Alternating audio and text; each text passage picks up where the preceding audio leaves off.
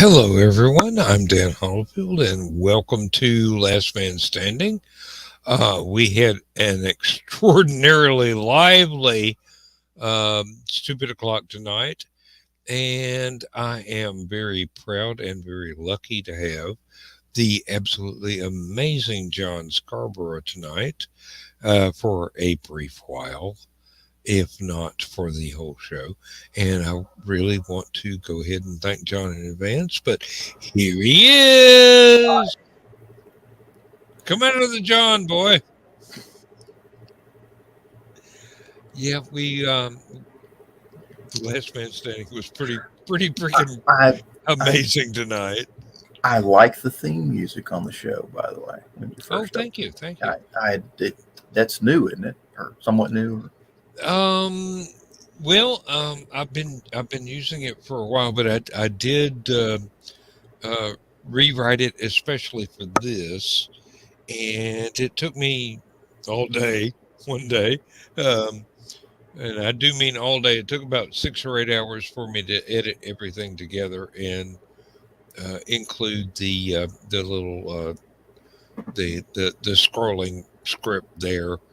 Um, now the end credits were one of those things that were just inspired poetry, basically. But it, one of the best things of all time was when Nick Tucker tuned in to the show as the end credits were running just in time to see his name mentioned.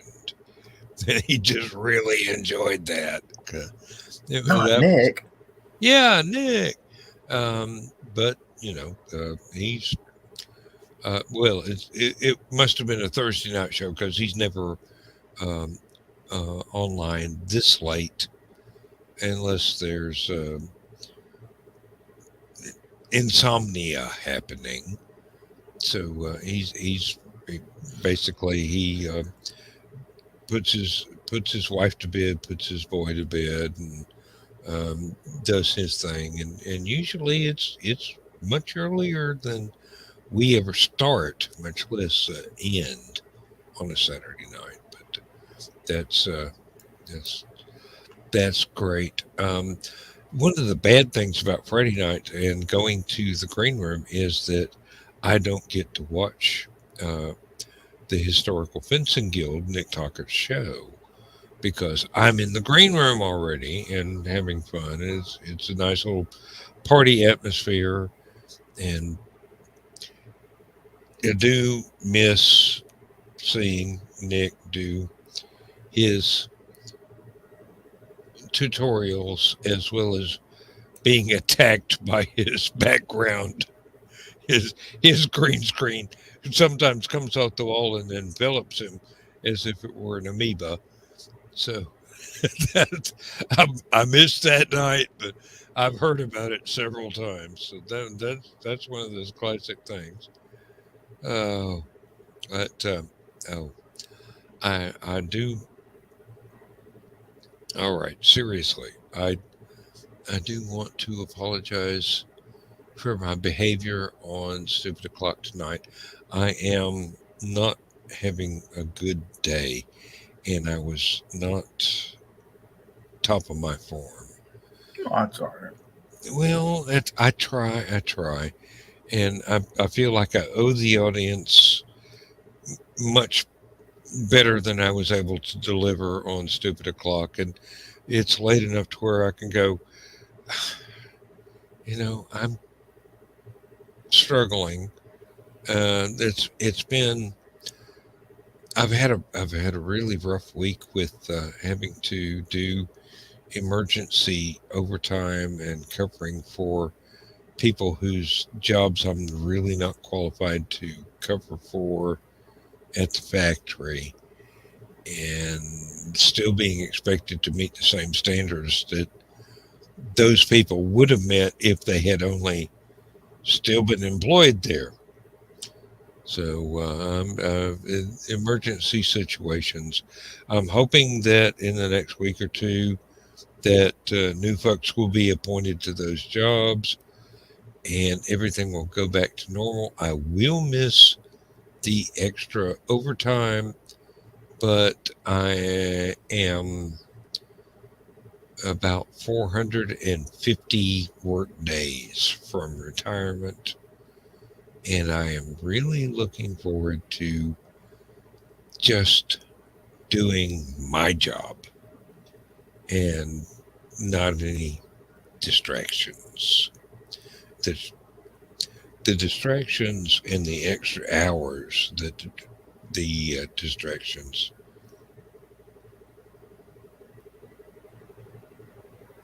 actually are, really it's a lot of stress that I don't need.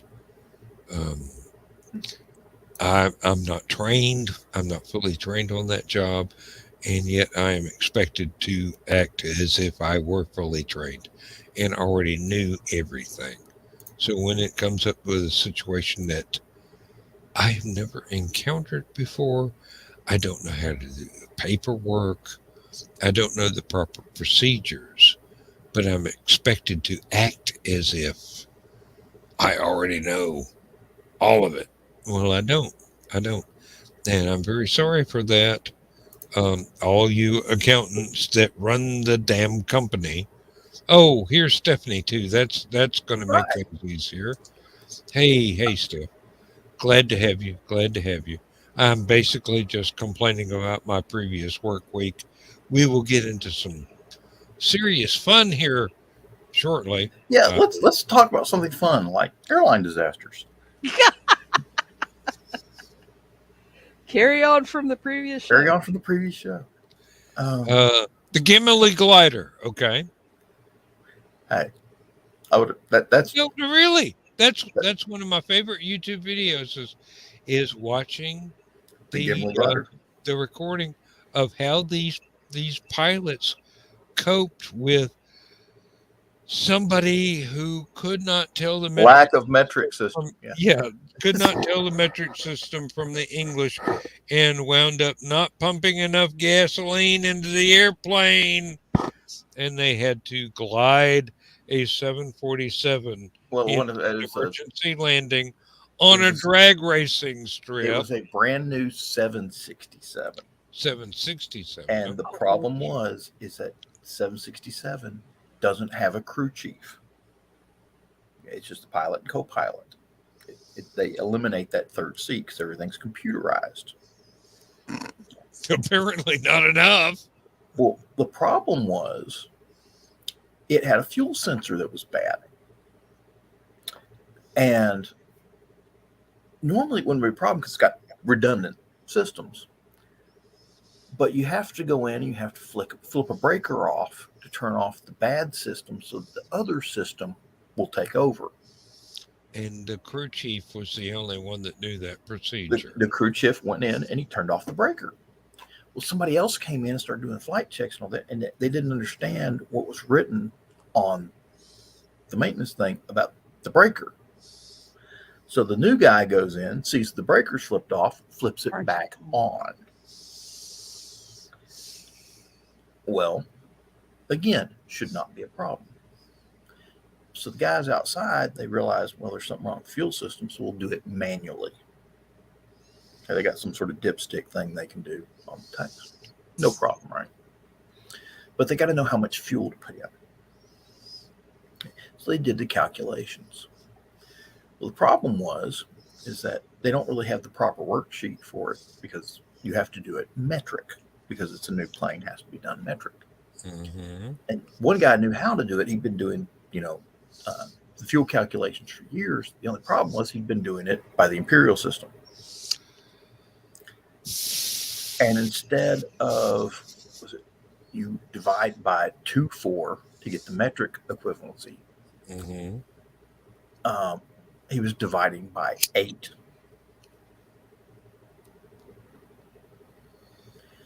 So instead of putting, is it gallons to liters or it's something. I'm not exactly sure what they were doing. Evidently, No. they were pumping in liters, but Load. it was recorded as gallons, which is like twice as much. yeah. but you have to record the weight. That's where they screwed up, was the weight in kilos. Mm-hmm. 2.2. Yeah. So they didn't put as much fuel in the plane as in it. Matter of fact, less than half. It's supposed to have 50,000 gallons or something, 50,000 pounds. And they only wound up putting 24,000 pounds. So the plane takes off, gets to its first destination, no problem. Takes off, they start heading to the next destination. And they start getting this warning light on one of the engines saying there's something wrong with the fuel pump. Yeah, they ain't got nothing going to it. Exactly. And then the engine shut down. So they called in, we got an engine shutdown, emergency landing. And then the right fuel pump started saying, hey, we got a problem too. And the right engine shut down. Now they got no power and no hydraulic. You can't, this one of those No hydraulics without the engines. Yeah. So they got this thing. It's a big emergency generator. They pop the thing, and this big propeller on a generator pops out of the bottom of the plane.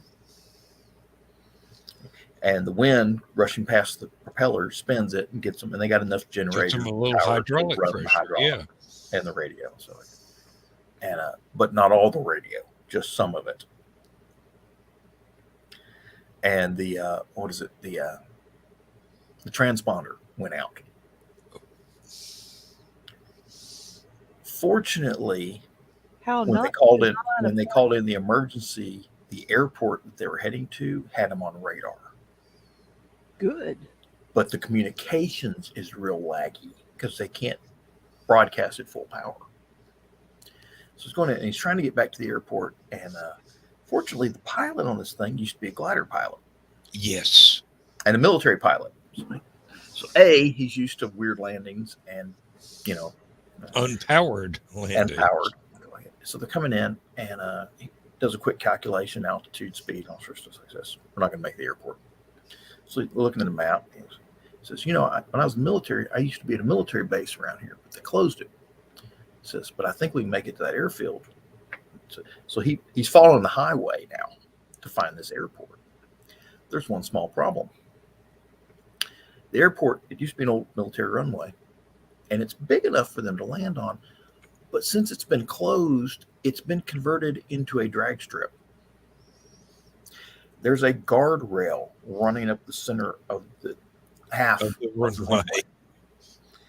And it just so happens this Saturday, these kids are having go-kart races on part of the runway. There's people all over the place. Okay. So he's coming in. They're like, oh boy, this is going to be fun. And they did a gravity drop on the landing gear. Well, the rear gear, being the heavier gear, it dropped and locked. The nose gear dropped. And did not lock. But they're not sure if it locked or not. Maybe it did. Maybe it didn't. They didn't get a light indicator. So they're like, oh, hell. So they winds up, lands, and hits real hard, and sees all these kids and everything else. Hits the brakes really hard, blows half the tires on the main landing gear. Nose wheel collapses. But remember that guardrail we were talking about earlier? Mm-hmm. Plane is now skidding down the center of the runway on top of this guardrail. That's going to leave a mark. Like a train on a track. I'm applying every bit of my old flight controller training not to start cussing on the air. Oh, believe me, the pilots concerned in this particular instance probably used every available cuss word in 6 languages and invented about 4 more. They only had 2 minor injuries out of all the passengers. And nobody on the ground was hurt. That's it. They didn't hit anybody on the ground. Yeah. Scared the hell out of, well, there were a lot of bicycle seats that needed to be washed, but other than that, because the plane's nose was down at such an angle, because the landing gear had collapsed, they came off the wings on the emergency chutes, came out the wings, went down the emergency chute, but because the plane was a nose down angle, the emergency chutes were at a really steep angle. And they didn't And there's make a couple of people that came off the end of the emergency chutes and sprained their ankles or hit their face. One guy hit his face. Oh. Well, he hit the end of it and bounced off of it. Unfortunately, it wasn't the idiot that was supposed to put gas in the plane. But it changed that. Basically, Canada's airlines changed over the next 3 months and just. Yeah. When you're supposed to be pumping fuel into an airplane, make sure you're using the correct imperial or metric system measurement. Well, the bad part is because this was a new aircraft for them. Hi, Chris. Hello. They didn't have any. Like they didn't have the proper worksheets. Yes. Any of that stuff. Yes. This plane wasn't even a month old. How not to fly an airline? Hmm? How not to fly an airline? Yeah, that and how not to complain about the lack of information when you're trying to service an airplane. Yeah, and there were a few issues on how not to design an airplane too, from what I heard of what y'all were telling it. I was analyzing as I listened. If the pilot had not had experience being a glider pilot, That it would have been a lot worse. But this guy really knew how to get the most out of an unpowered landing. Yeah, I am gonna post. I'm pulling up the. I'm on YouTube right now, pulling up the history guy. Yeah, and he does a great story on it. Yes, there is a beautiful story about this, which plays up how well the flight crew handled the emergency and how well the people on the ground at the unintended landing zone handled the emergency as well. I mean, it's a miracle they didn't just plow right into a go-kart race, but it's also an incredible testament to the pilot's flying skill that they were able to make it that far without any gas. It's a fascinating story. It really is.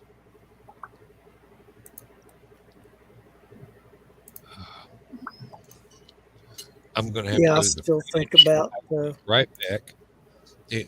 Y'all talk amongst yourselves like I wasn't here, because it beats the hell out of what was it, a week ago when I was by myself the entire night? 2 weeks ago, probably. You were doing a good job, Dan. I was pretty proud of you. Hey, well, yep. A lot of people are now trying to buy British canal boats because I shot my mouth off. But they got to move to England for them to be useful.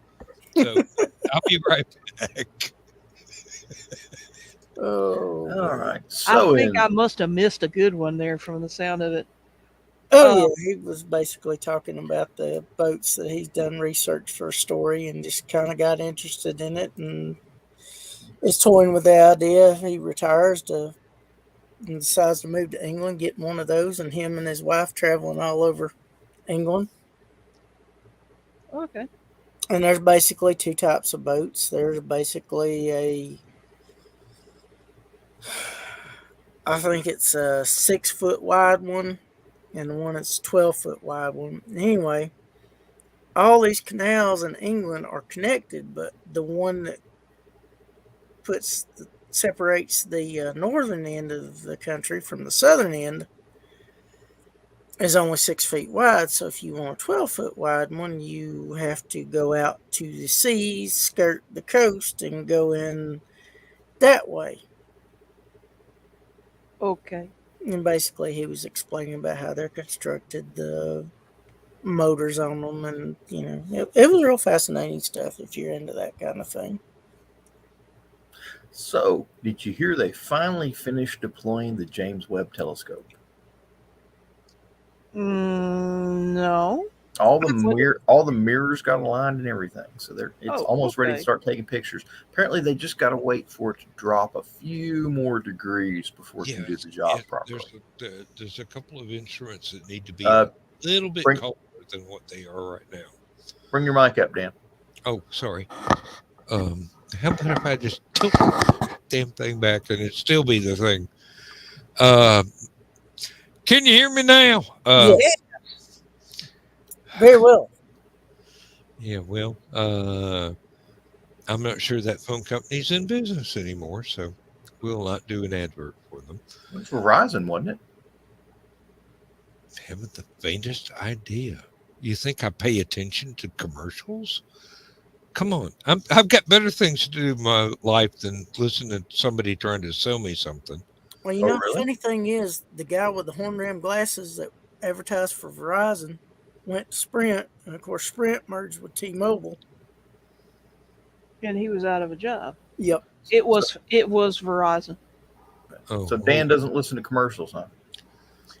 Well, I might 588 see them, 2300. but I really don't pay any attention to them. Not since Mr. Whipple retired. Don't go there, John. You will give me an earworm that I will spend all night trying to get rid of and won't get I any have sleep. a structured settlement, but I need cash now. I wonder what time when She that. will make you pay for that. I wonder when that guy that was a spokesperson for Empire passed away, because I know they've used his voice for years. So I can never remember the guy's name, but he there was this movie with Arnold Schwarzenegger called The Running Man, based on a Bachman book by Stephen King. Okay. yeah, Yes, And remember it well. and great movie, fun movie, Fun movie. oh yeah, But there are a lot of actors in that just really don't get the credit they deserve.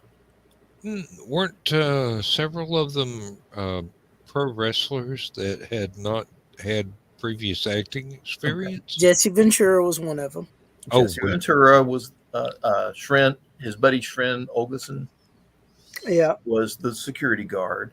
Of course, Richard Dawson was the MC and host. yeah, really, no previous acting experience there. But two of the villain actors, the chasers or whatever they call them, one of them was this Japanese fellow. He was a college professor, played a character called Sub-Zero. Yes. Had a doctorate, and I can't remember what subject it was, but he had them change the titles in the movie to have his doctor put in front of his name, because apparently they just put him up as an actor and didn't put his doctor title. And he told him, "You need to put my doctor title up there." Hey, that's legitimate. Yep. If I had a doctorate, I'd be asking people to use it too. Now, there was another guy who played the guy with the electrical gun or whatever. I can't remember.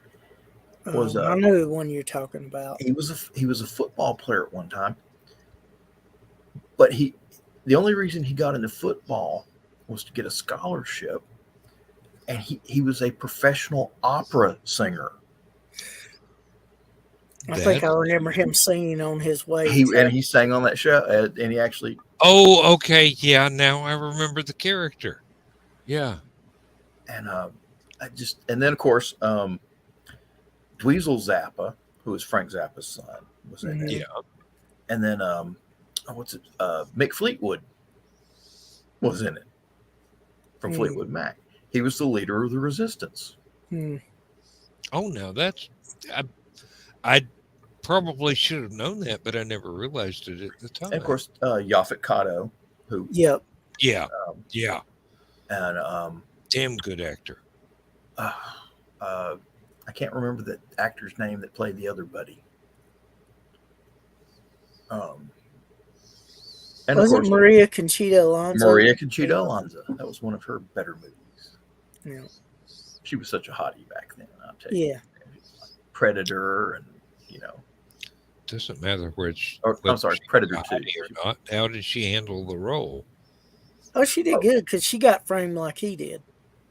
Oh yeah, okay. Now I remember which one it was. Yes. She thought he was actually the terrorist that they said he was, and then she found out he kidnapped her to go to the airport, and they captured him at the airport, and she was watching the news story on it, and they changed the news story. They propaganded the news story that he killed 7 people at the airport, and she was there, and she was like, "He didn't kill anybody. What the hell is this shit?" And she went back to find the truth about the Bakersfield massacre, and they caught her doing it. So they And threw then her they in with with a bunch of them too. So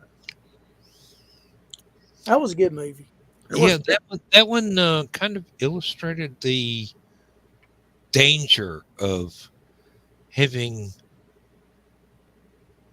too accurate, too effective a CGI available to 24-hour news programs, Mm-hmm. where if you wanted to, you could make up any shit you wanted and it would look real to the Oh, audience. And it was all about Jim the Brown. ratings. How did I forget Jim Brown? Yeah. Oh, yeah. Um,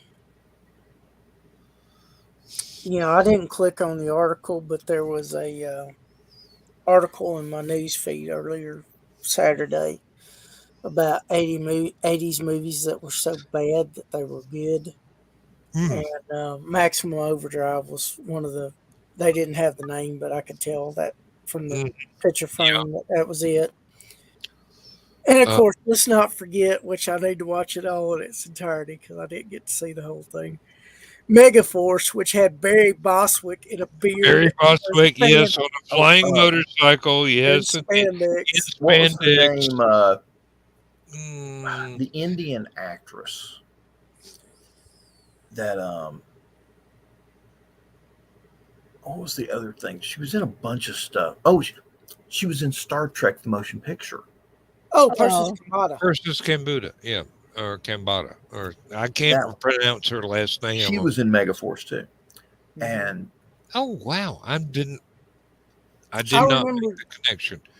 I remember a lot of people did. Kelly talking about her, saying she was probably the most beautiful. And then she was assassinated for she was speaking out in India about women's rights and got assassinated at a political event. So. I did not know that. I didn't know that. What a great loss. I mean, like I said, she was a very, very good actress. I remember DeForest Kelly talking about, filming Star Trek, the motion picture, and like, here she is, one of the most beautiful women in the world at the time, and they have her shave her head, or the roles got her with a shaved head. Mm-hmm. Well, and it also led to a lot of women who wanted to present that way with a shaved head, actually going, hey, this can be sexy. I mean, and it helped those suffering. If that's the way you want to present, then go for it, because it can work. It also made it more acceptable for a woman getting treated with for cancer that lost her hair. That's true. That's true. Never thought of that. You're exactly right.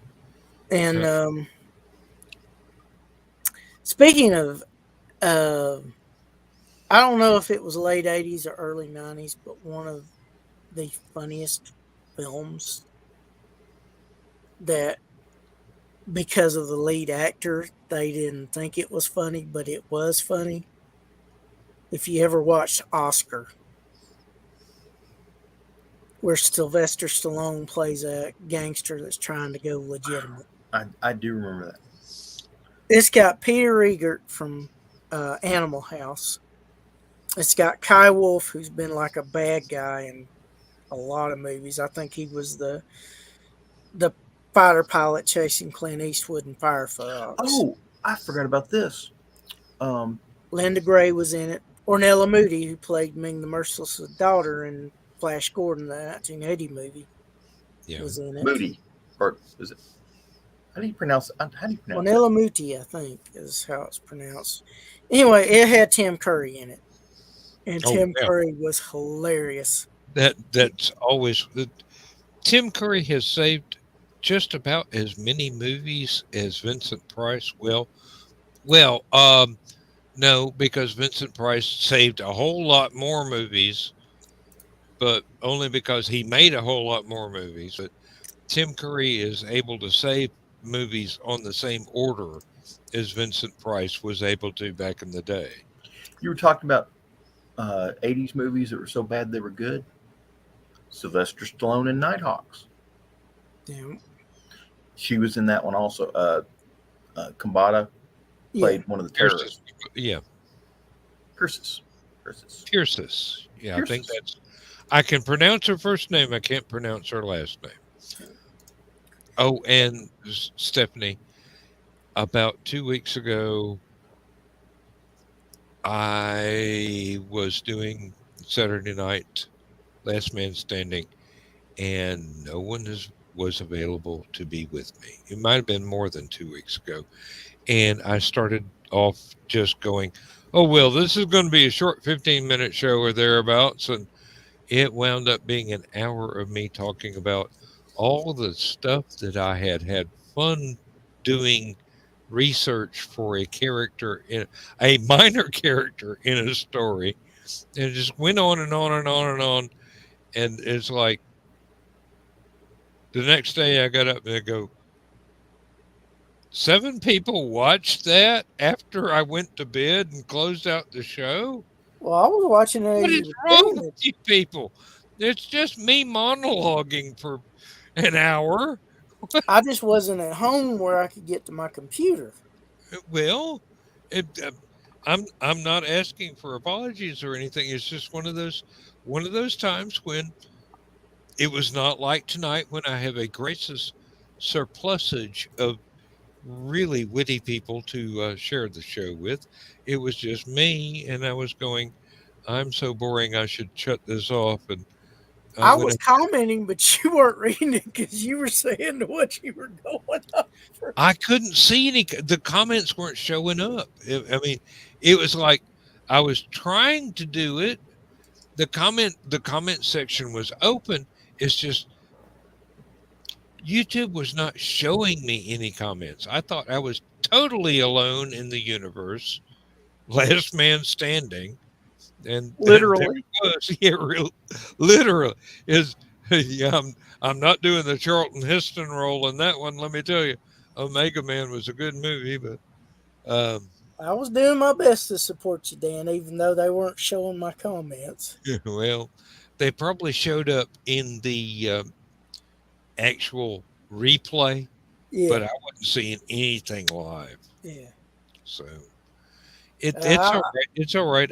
I blathered on like the idiot that I am, you're and not an idiot. No. hopefully, as many people as watched it on the replay thought that it was entertaining. Oh, And I'm sure there's been times where any one of us felt like we sounded like a blathering idiot, but Oh, yeah. we're not, even though we may have felt that way a time or two. well, I seem to do it so well. It's one of those talents that you really didn't want to develop, but here we are. Yeah, I definitely understand. Oh, last night in the green room, I did have someone, thank you, Steve Ellis, suggest that I be my green room persona in these broadcasts that are actually recorded, and that people would more appreciate my, shall we say, sense of humor, or rather than the lack of same. Apparently, my ability to come back with witty repartee to someone's straight lines that did not mean for something to be replied to with a double or triple or quadruple entendre. Yeah.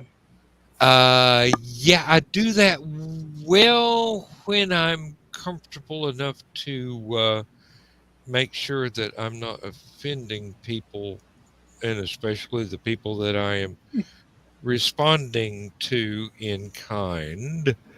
But I don't know how well that would go off in a situation like this where it's actually recorded and posterity is one of those Involved. things that exists. So It'll come back to haunt you during your presidential campaign. I'm not going to run for president. My parents raised me smarter than that shit. I think Why you'd would look you good. want I to think be you'd in look good such? on the $1 bill. Yeah, I probably would, but who would spend it? I mean, seriously. Well, I'd probably keep one for a collector's item. Yeah, Hey. one, if everybody kept one, I still wouldn't be able to. Can you imagine if the U.S. Mint ever figures out how to 3D print coins, and you can send them your profile picture, and they'll send you a state quarter with your picture on the back of it? Well, when Oh, they do, I'm sure they will charge more than it's worth to do so. oh yeah. I can think of so many ways that can go wrong. Seriously, I'm almost What, 65 Beavis years and Butthead quarters? You know, old. Oh no, I was thinking. Rick Well, Pickle quarters. uh, I'm the Rick Pickle. the Betty Yeah, Page and the Carolyn Monroe, I would definitely collect every one of those I could get. They'd be like a bicentennial quarters. I don't care what year they came out; they're still bicentennials. Uh, I can just visualize Butthead's quarter right now. First one's got his head, and it says, "Hey, baby." In the back, it says, "Come the Butthead."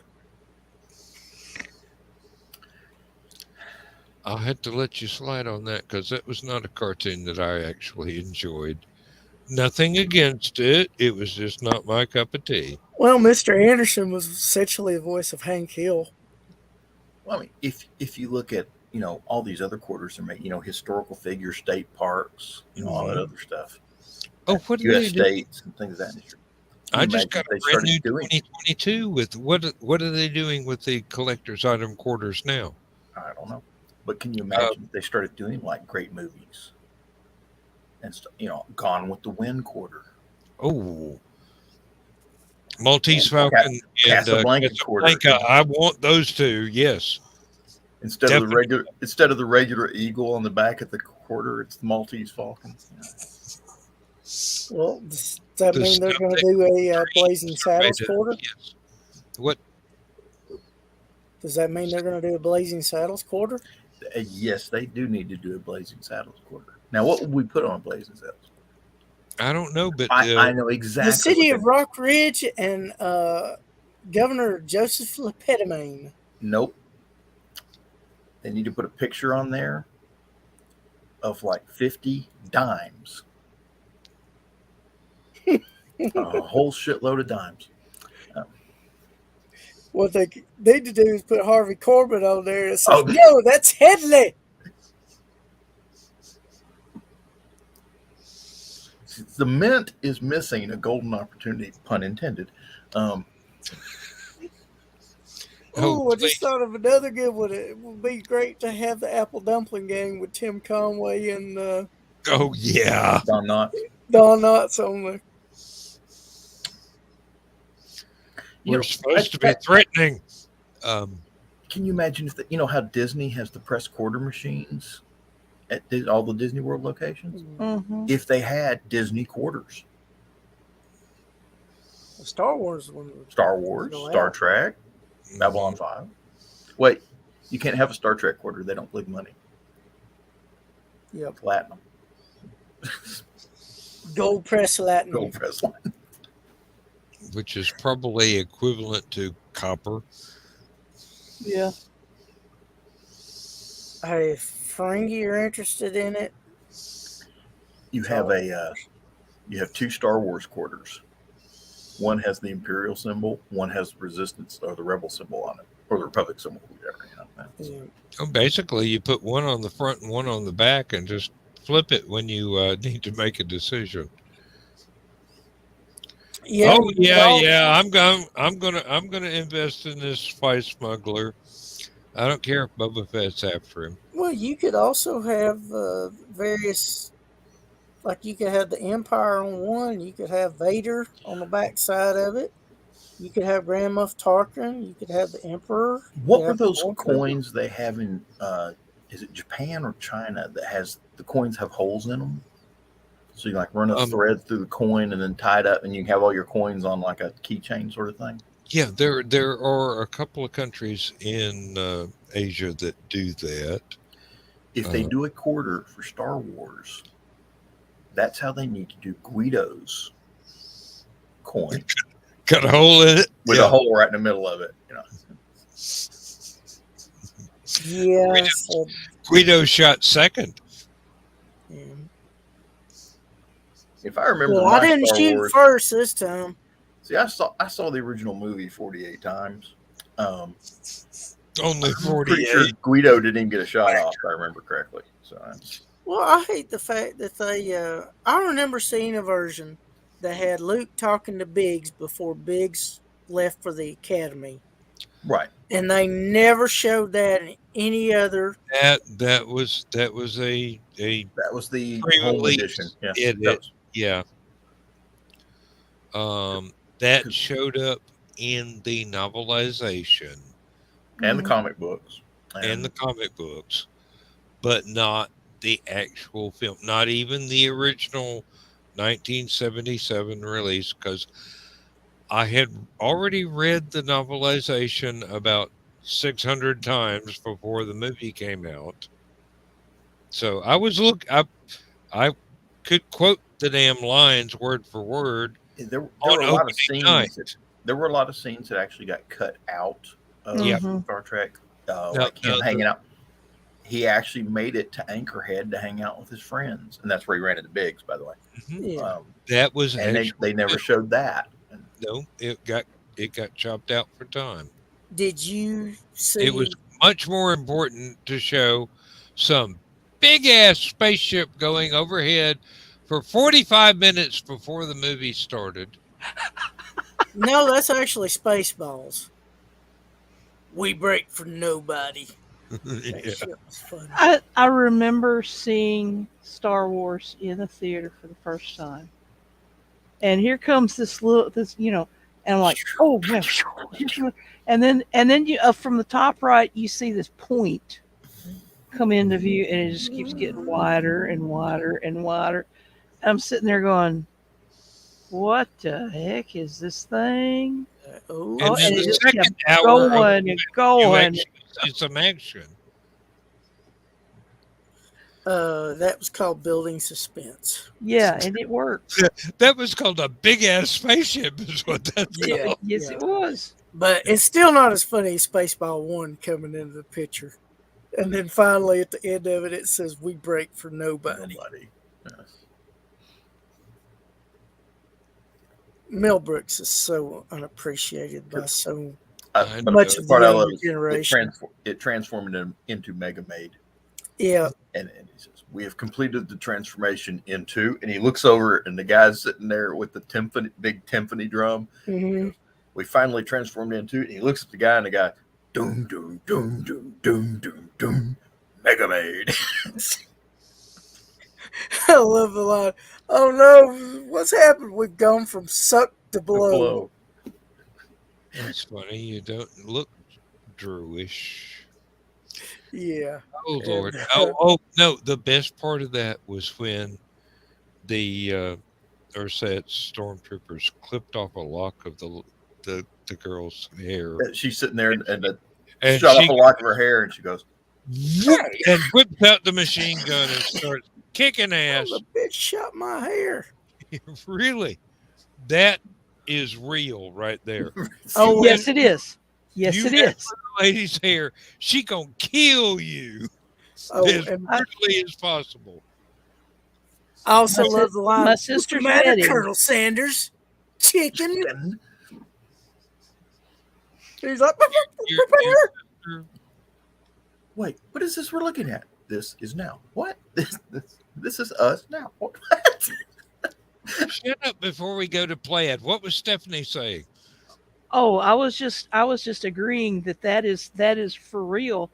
My for my sister's wedding, I went back home because I was the matron of honor, and I was going to get my hair done, and I needed a little bit of a trim, and I had been growing it out, and I was so happy because it was now down past my shoulders, and so the lady starts trimming my hair in the back. Well, and she made the remark, "Yeah, your hair really does need a trim."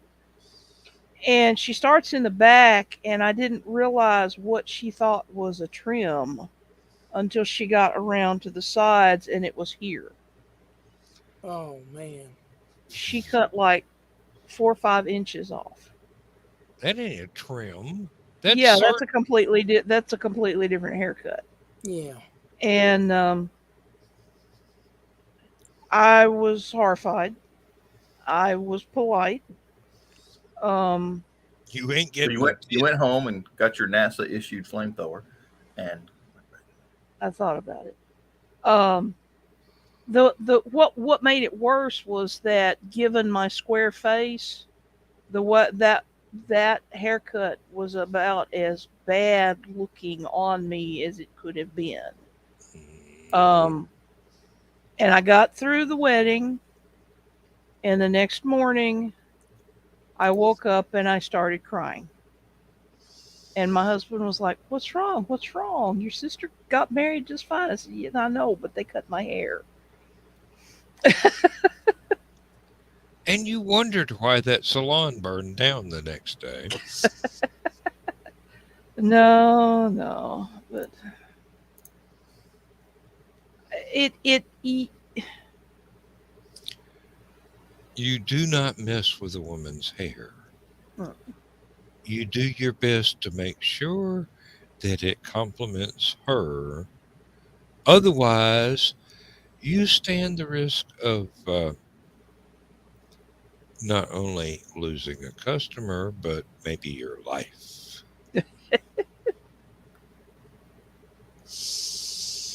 Hey, I'm serious. I live in the South. I know what it's like. You, I, yeah, it, that was not a pleasant experience. oh no, no, and you do not do that and escape unscathed. Wow, I actually pronounced that correctly, even after this many years. Um, oh Lord,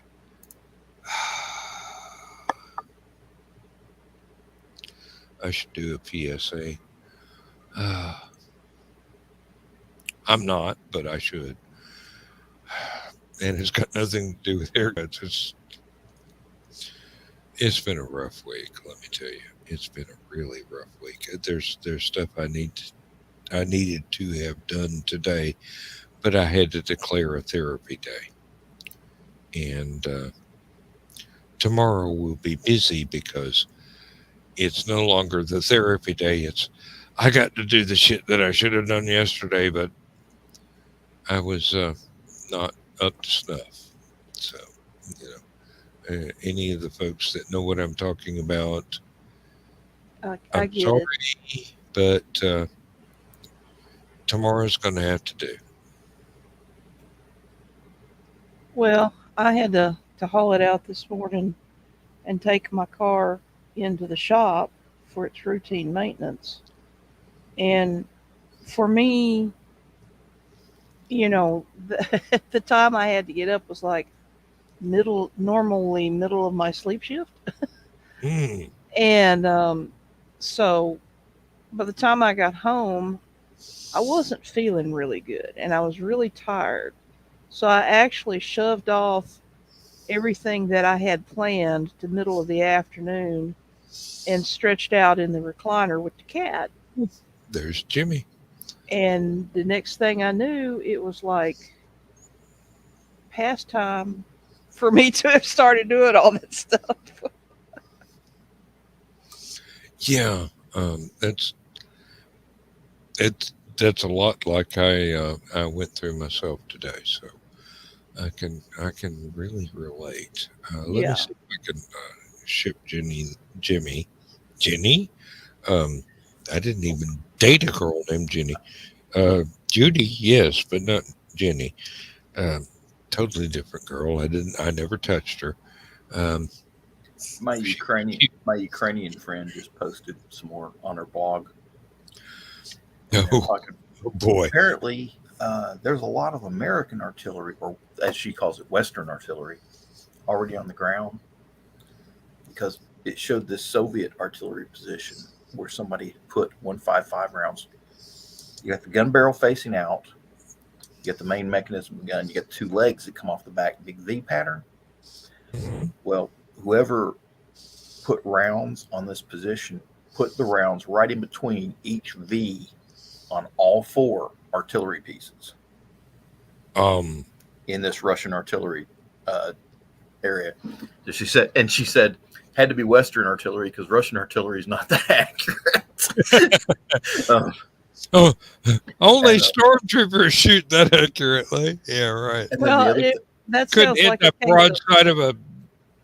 no. That sounds like a case of that you just got your warning.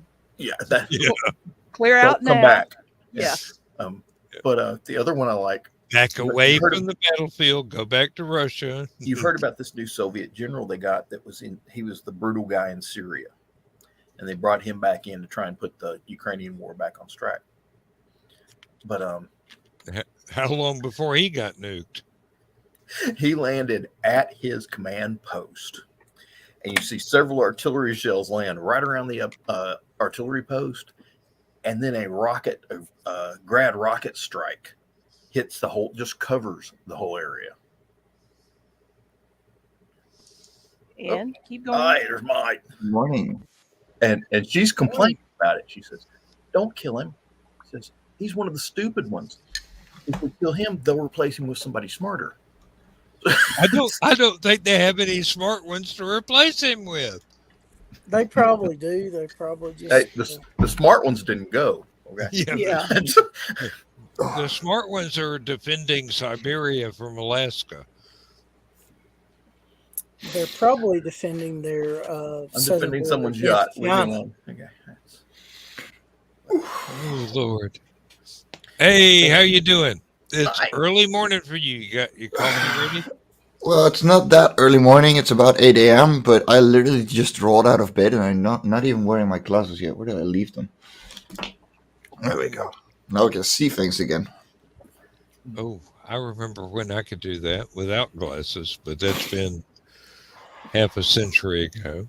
No, more than half a century ago. Lord. Getting old sucks. Yeah, but it beats the fuck out of all the alternatives, let me tell you. I'm still is true. here. All those people that wanted me to go on, I'm still here. So, bugger off.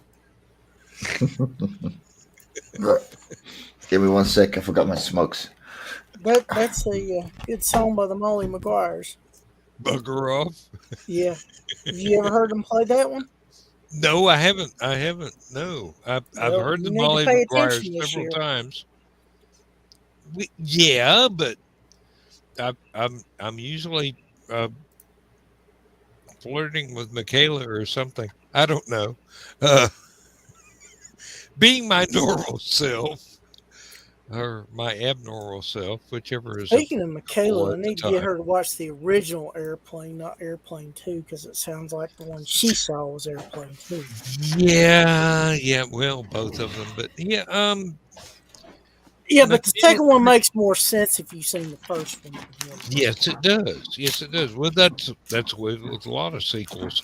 If you haven't seen the original, or if it's a parody of something, if you haven't seen what it is parodying. I didn't say that right, but Well, No, the you- we'll funny move on. thing is, Hot Shots, the movie, parodied a couple of things, and the sequel part 2 parodied a couple more things. Uh, oh, Top Secret. That was a good one too. Oh yeah, Val Kilmer is.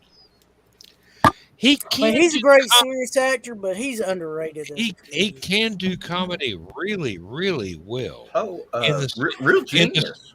in the same way that Mhm. uh, uh, uh, Leslie Nielsen can do comedy really, really well. Oh, and William Atherton plays one of the best smug, jerky bad guys. I mean, he was in Die Hard as the reporter that nobody could stand.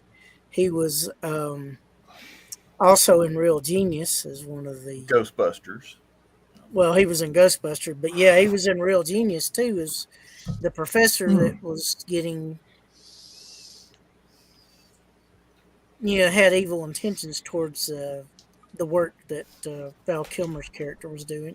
And Oh he yeah. was also one of the legitimate banker types in the movie Oscar that I mentioned with Sylvester Stallone and others in it.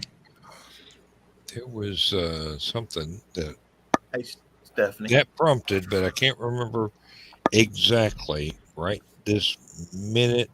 I There put was somebody that was an outstanding comic relief villain who was also a very, very outstanding serious actor. And I cannot remember the name right now or what the movie was that they went against type and played comedy instead of serious. And this is Ricardo bothering me. Montalban and the Naked Gun. Hmm? Ricardo Montalban and the Naked Gun. No. Ricardo Montalban has played both serious and comedy several times, and people that were fans of his actually had experienced a lot of that in various media. That I'm trying. Well, whatever. We'll get back to it. Let's just forge ahead and hope nobody finds out we're printing blanks here or whatever. Oh, John, you were going to say something? I just actually posted it to comments. okay. I've got this friend lives right outside Kiev, and she's been posting stuff for years. She's like a military archaeologist, so she goes around all these World War II battlefield sites in and around Kiev back when the Germans came through. Yeah. She just digs up German helmets and grenades and rifles and aircraft guns. But she also does tours of Chernobyl back before this was a very popular thing. She was one of the first people to do it. But she's still in Kiev, and she does it. She's still doing her blog, but now her blog, of course, is all about the Russians going in. Yeah. But she's got some really good insight about what's going on. Apparently, they're keeping their internet up pretty good for a war zone. Well, I gather, has been helping them with that. Starlink has moved additional assets into the area. But she was the one that posted. All the pictures and videos that I mentioned about her earlier are there. It's on her homepage. She's got several pages, one for like each of her little blog things, like Chernobyl. She did one on she went to a gulag, and it's been closed for years, but she went through the gulag and showed all the buildings and everything that used to be there. So, like a tour of a gulag. When you say that, I keep seeing images of Buchenwald and Auschwitz in my head, and I know that was worse, but still comparable to what people were subjected to for the mere crime of not being politically correct. Yeah. I was reading something today about Bill Malden. He he was the World War II artist. Did Willie and Joe, Mm-hmm. and got in a lot of trouble with like George Patton, General Patton. General Patton didn't like his cartoon, and Entirely too accurate. and he winds up. He gets out of the army, goes back in the army for Korea, and then somewhere down the line he wins a Pulitzer Prize for literature or media. I can't remember which. And then he wins 2 of them actually, and he did this one cartoon the same year he was supposed to win the Pulitzer Prize. Yeah. It was the same year that the guy that wrote Dr. Zhivago Ah. was supposed to win the Pulitzer Prize also for literature. And he had to turn it down because the Communist Party in Russia were just inflamed that he had won the Pulitzer Prize, that they had given him the award for it. And they wouldn't let him go claim it. So he said, I'll decline it. And eventually his son actually got to claim it for him. It was kind of cool. But Yeah, it does sound cool. Yeah. But Malden did a political cartoon in the newspaper he was working for, the St. Louis Post-Dispatch, I think it was. Did a political cartoon that showed him in a gulag chopping wood. And he looks down at the other guy that's helping him chop wood, and he goes, I won the Pulitzer Prize for literature. What crime did you commit, comrade? Ooh. I polished the wrong guy's shoes. Yeah. And he hey, Elrond. he's got another famous cartoon that won a the other one that won the Pulitzer Prize was when John F. Kennedy was assassinated. He did this great political cartoon that shows Abraham Lincoln at the Lincoln Memorial, the statue. It's got its head in its hands crying on the day after JFK got killed, and it won a Pulitzer Prize.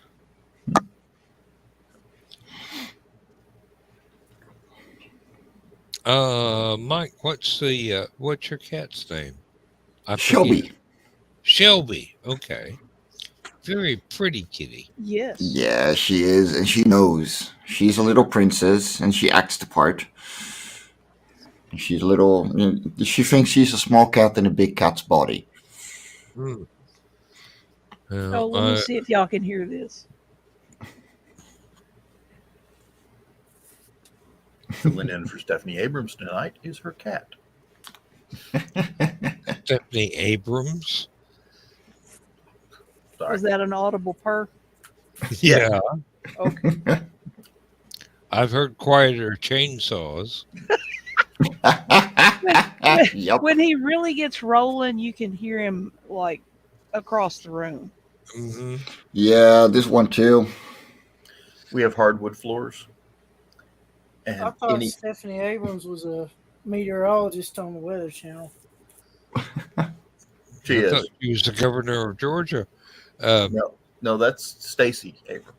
Oh, okay. I know because I get about 5 of her ads a day in various formats. I was cooking in the kitchen, and that's where the Alexa is.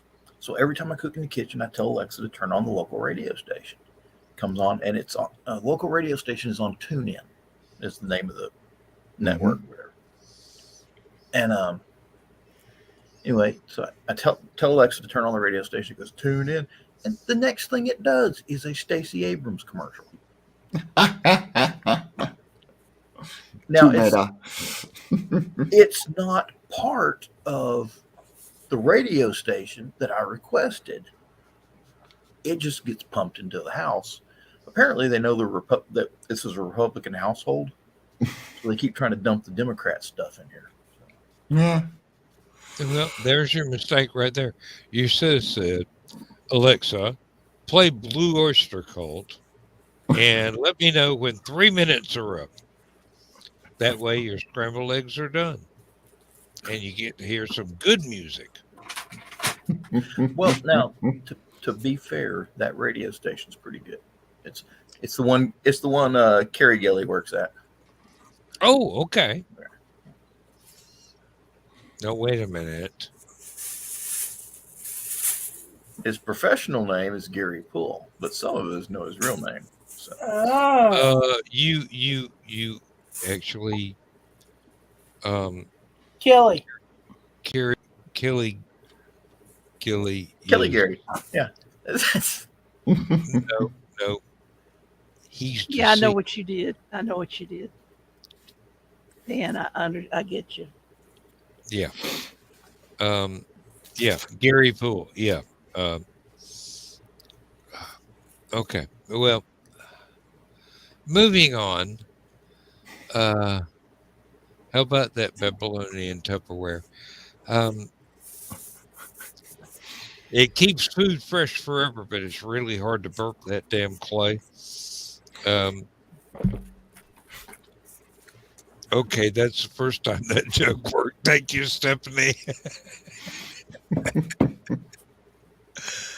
Oh Lord, I'm getting old. Even my jokes are not laughed at anymore by the Keep telling them, intelligentsia. Dan. They'll roll back around in a century or two. I know, I know. Usually, yeah. Yeah. Next time I part the Red Sea, I'll let you know. I've got a cat still purring away over here.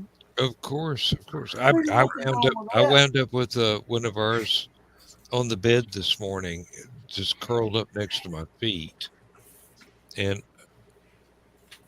when we went to bed, it was me and Lindsay and two cats. When I woke up, it was me and one cat. And I'm going, how did I get shortchanged here? I guess because I slept late. But she's one of the older cats, and she, hey, if she wants to lay on the bed and purr, I ain't stopping her. I'll pet her all she wants, and I've got the scars to prove she likes to nibble. But Are we talking about the cat or Lindsay? the cat, Lindsay was already up and doing housework at this time. Okay, I just got lost. I'm sorry. I'm trying to locate something. Yeah, Yeah, whatever. You got lost. Okay. Try making a right turn from the left hand lane at 285. You'll get lost really quick. I woke up to a ton of toys laying around my bedroom and in my bed because Shelby decided that playtime tonight was at 3 a.m. and I slept right through everything. Good for you. Yeah, it took a couple of sleeping pills to fall asleep last night. So Oh, it, You it sure she wasn't trying to do some Cthulhu Mythos ritual there? no, she doesn't. She screams too much for that. Oh, okay. She's the kind of cat that will yell at you at 3 a.m. in the morning because she has a toy in her mouth and she wants to play with it. and she wants you to play with her with it. Yes. Yes. Yep, I would disappoint that kind of cat because at 3 a.m. if I'm not asleep, I'm gonna be really quickly. Mm-hmm. Exactly. And John and several other people can attest. When I go to sleep, ain't nothing gonna wake me up. Yeah, same. I'm gone. Once I'm gone, I'm gone.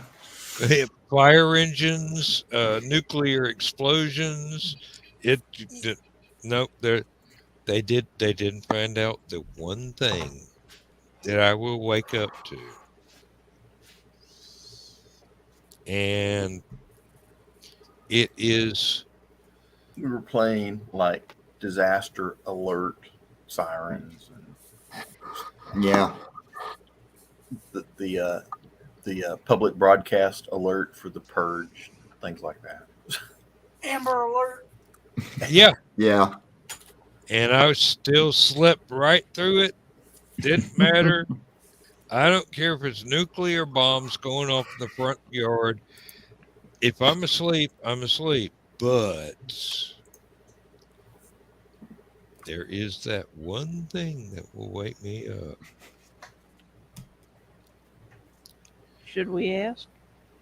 No, it's.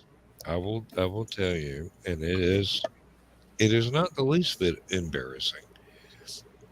It's a lady's voice going, "Wake up, Dan." Very Yeah, that'll quietly. do the trick. Yeah. Hmm.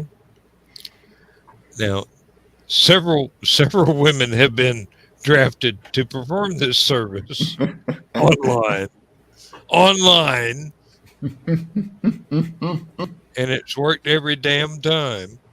It's I like, had oh, a yes, dear. Yes, dear.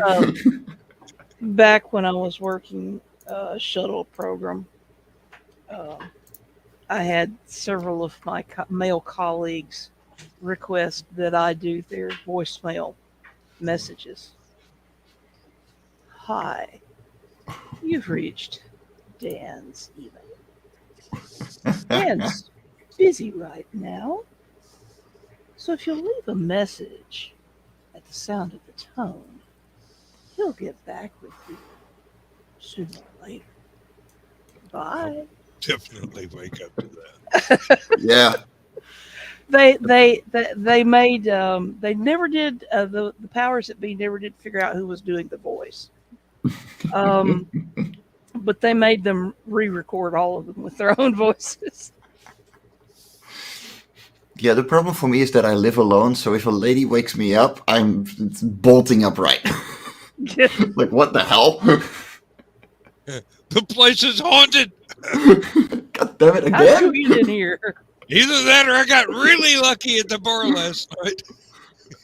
Exactly. To which my reaction usually is there better be coffee if you wake me up. Well, uh, in my house, my wife is either busy taking care of the outdoor cats or whatever, and I will wake up sometime around noon, and when I'm not working, when I'm working, the alarm clock goes off. I'm out of the house in about 6 minutes. Oh, I can't do that. I need at Oh, least an hour to wake up. oh no! Alarm clock goes up. I get up. I get dressed. I go to the bathroom. I finish getting dressed. I put on my coat, grab my wallet, out the door. Less than 7 minutes have elapsed. I am Wow. in traffic at 8 minutes after my alarm clock goes off. That's impressive. Yeah. It's conditioning. Um, It's still impressive till it becomes. I can't do that, but I just wake up an hour, like my alarms go at 4:30, and I usually have to be out at 6, so I can snooze a little and have my coffee in peace, get all my emails and everything taken care of before I have to head out, because I get a lot. I'm just ignoring them right now because I'm here. my alarm clock goes off at 6 in the morning. I am clocking in to work at 6:30. I start getting paid at 7. I'm Yeah, retired. can't do that. Yeah, I need coffee I'm first. looking forward to being retired. 20 months. 20 months. That's it. That's it. I can tell them, yes, I will be glad to be a consultant. $1,000 an hour, 50-hour minimum. I don't care if Yep. it takes me 5 minutes to solve your problem.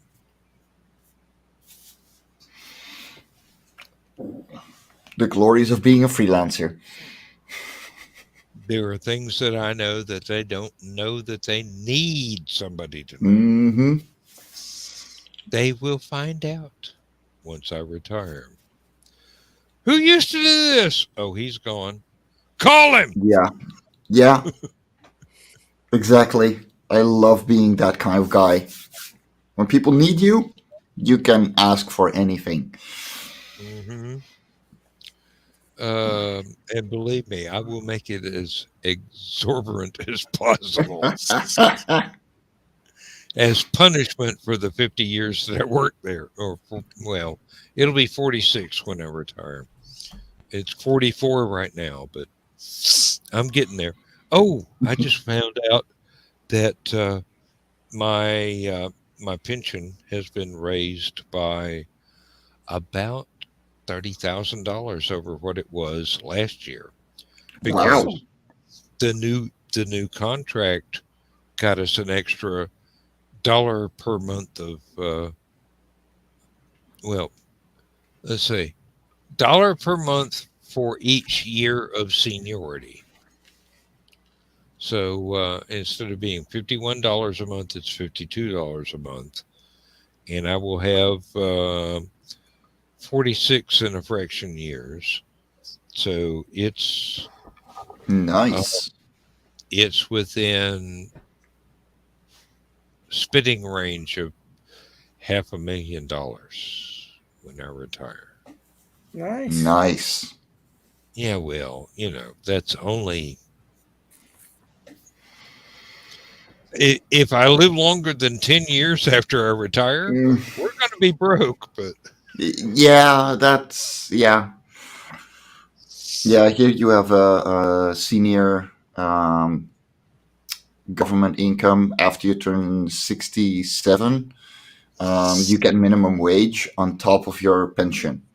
So um, as long as you have worked, you're gonna be flying high. We're talking like about 3,500 euros before taxes every month for an average normal day job.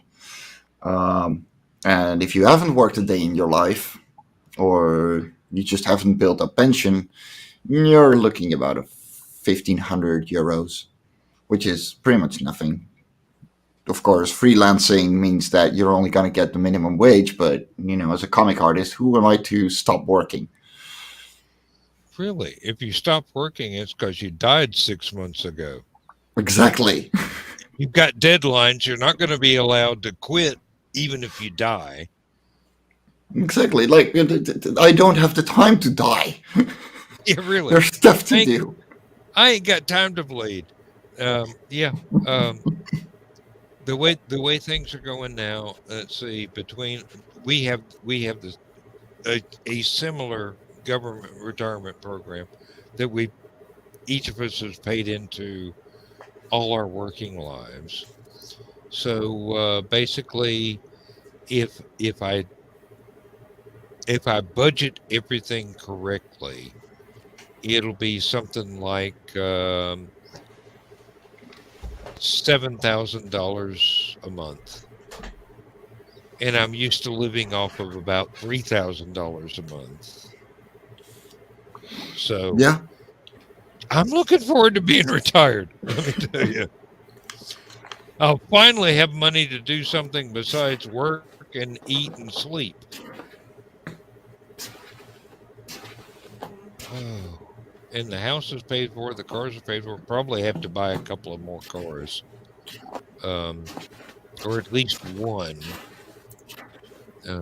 My wife deserves a better car than what she's got right now, because we bought that one from a friend of my mother's, and it turns out it was a piece of shit car. And my wife deserves a car she can depend on. Really wish I could return it to the little old lady that we bought it from, but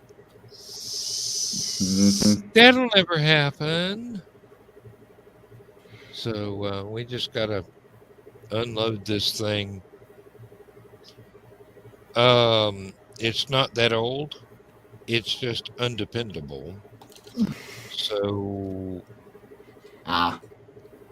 the age it's worth, the listed value of it would be about what we paid for it, and I would be willing to pay somebody an extra $1,000 to take it off her hands so I could buy my wife something that works dependably, so she could go to the library, go to church, go wherever, she needs to go, instead of, oh, every time I got to start this car, I got to hook the battery charger up to it.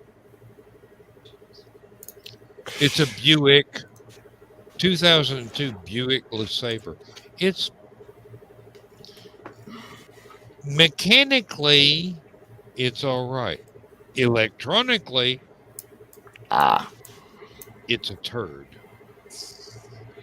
Yeah, you're the early 2000s and more advanced electrical cars with things added, the prototypes. Well, apparently there's something built into the alternator. It is what would be on a much, much, much older car a separate voltage regulator, but they made it so cheaply that the little diodes that work the voltage regulator part stay open even when the car is shut off, so the battery drains to nothing if you don't drive the car every day. If you leave it parked overnight, do not drive it one day. Second day, you go out and try and start it, you ain't going nowhere without a battery charger. I don't know why they did that, but it's quite infamous in automotive circles for being this cheaply made alternator. And you can buy a new alternator. It comes with the same cheap ass parts. There's no escape unless you are handyman enough to be able to order a good set of breadboard circuits to go in this alternator to repurpose what was there into something that actually does not short out by being turned off overnight. It's I could do an entire editorial on this. It'd probably be about 5,000 words of why I hate early 2000 model Buick. When it's a really good car, it's a really good engine, it's a really easy to repair thing, except for this one electronic part that kind of like the solenoids on the V6 engines of Fords around the late 90s, early 2000s. Oh yes, exactly. If you got one of those and it doesn't start when you hit the key, and the only quick fix is to open the hood and hold a pair of pliers between the little places where the wires attach to the starter and force the solenoid to jump across and actually start the car. Yeah. The only thing worse is trying to fix a 1960s model Volkswagen that has been turned into a dune buggy. Oh, yeah. Oh, it's so much fun to drive, but it breaks down repeatedly.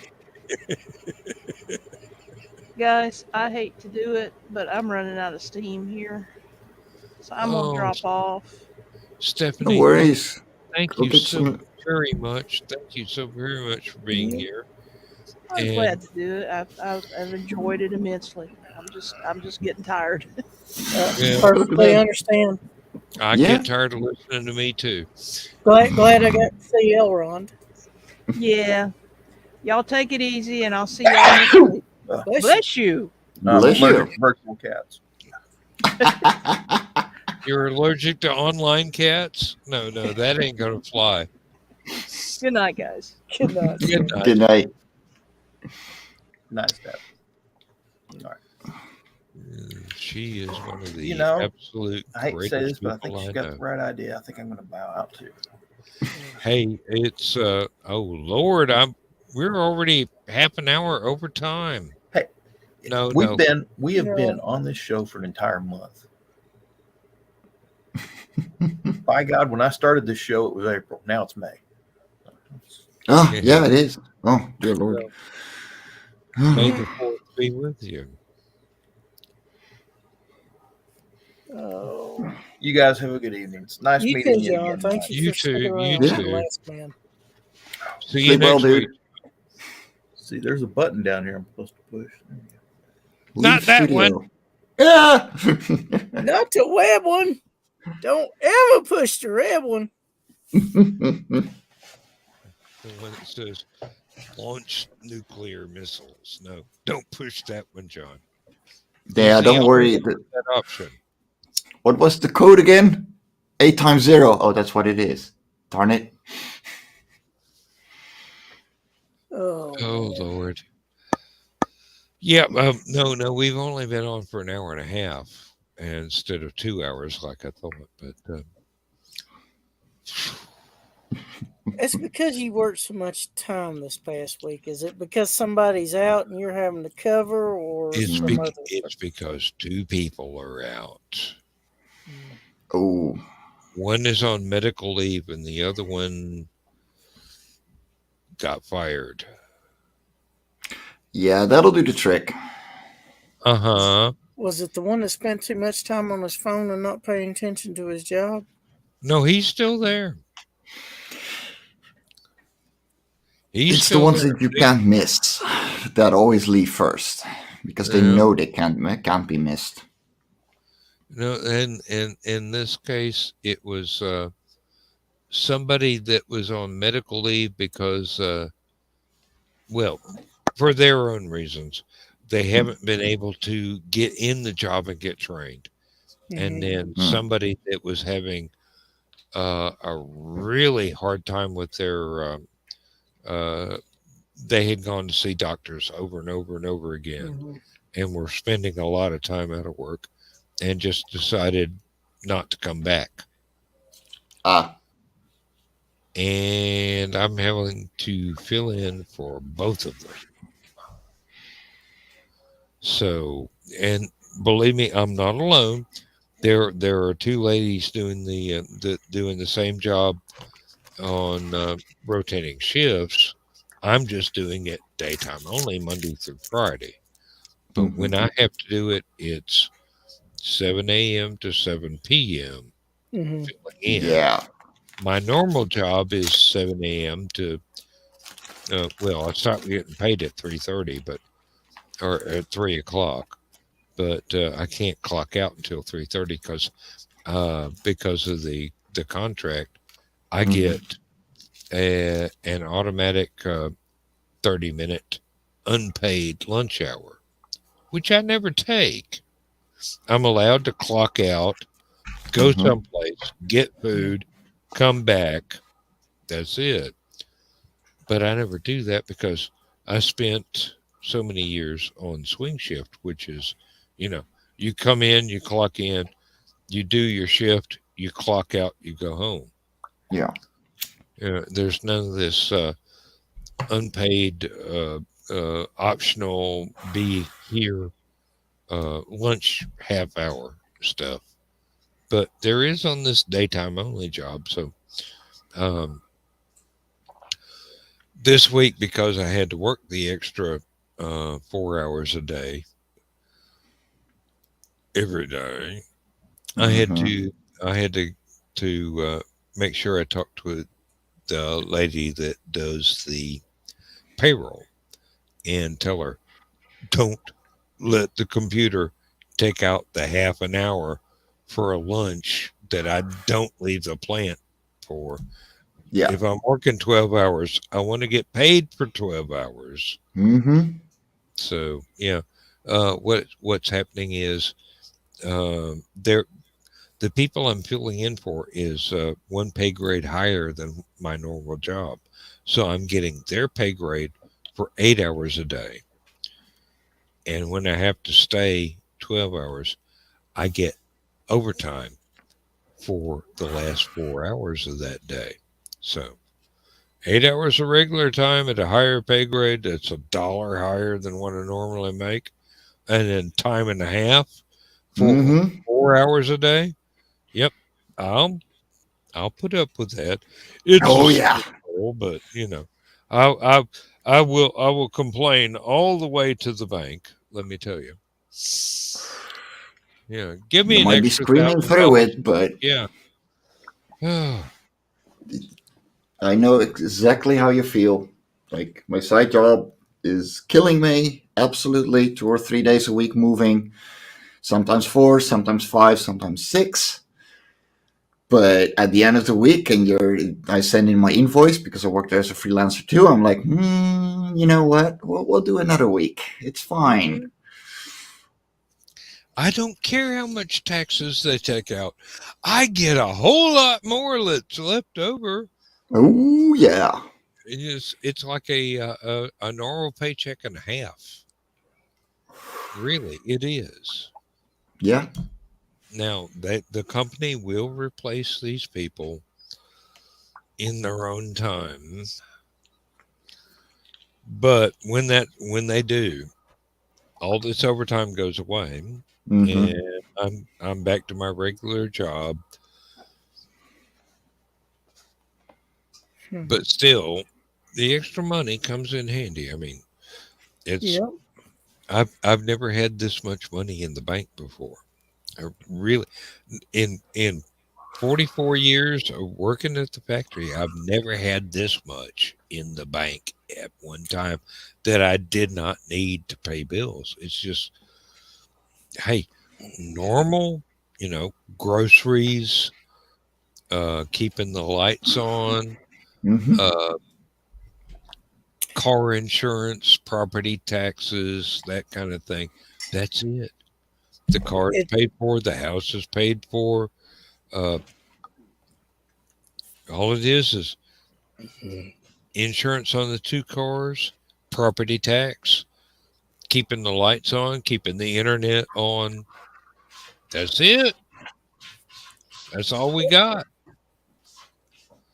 I've never been this rich before in my life. and I'm glad that you're able to experience this. Mm-hmm. Hey,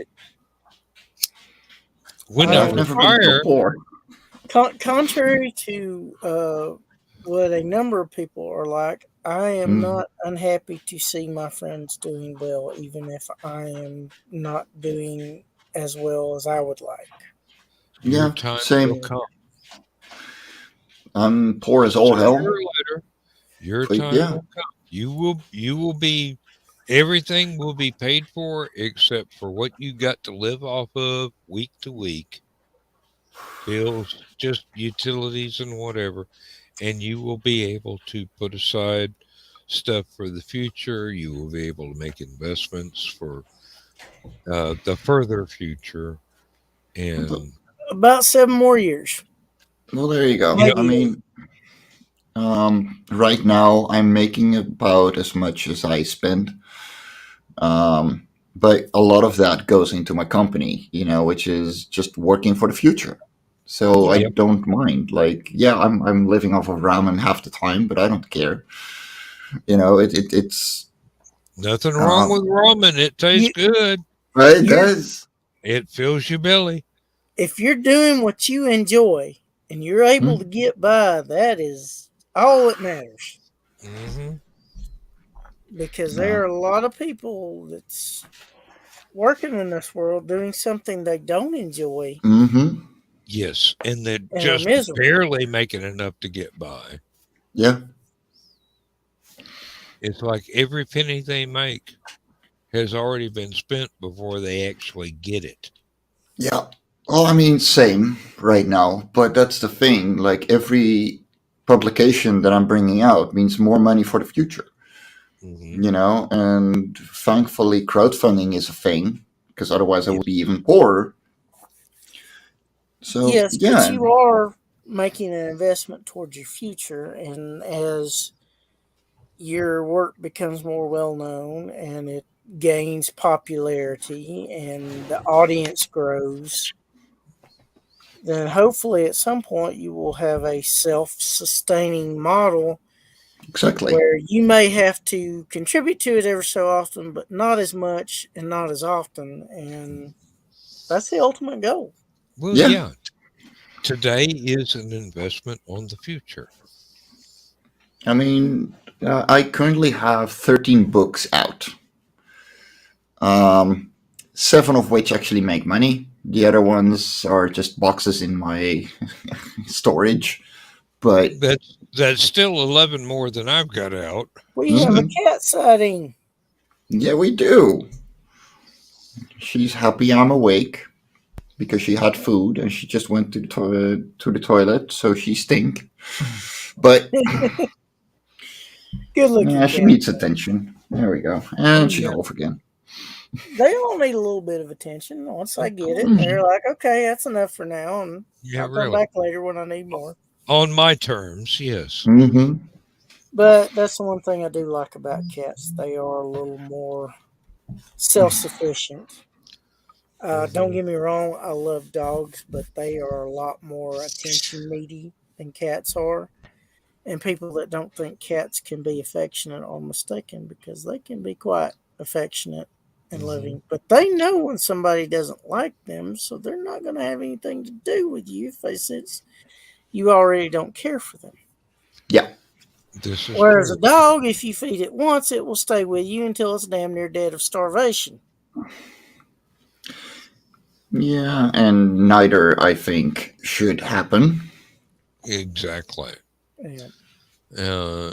If you have, well, it doesn't matter what species the pet is.